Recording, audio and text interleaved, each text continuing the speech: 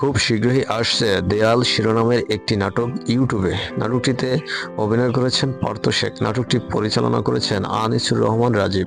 এছাড়া এই দেয়াল নাটকে আরও অভিনয় করেছেন শহীদুজ্জামান সেলিম, মদিরা মিঠু এবং পার্থ শেখের সঙ্গে জুটি হিসেবে অভিনয় করেছেন তাহিয়া হোসাইন নাউবা। এই নাটকের গল্প প্লটটা হচ্ছে রোমান্টিক, প্রেম, ভালোবাসা, আবেগ, সম্পর্ক সবকিছুই এগিয়ে যাবে নিয়ম মতো, কিন্তু সবকিছুর মাঝে দেয়াল হবে তাদের প্রধান শত্রু।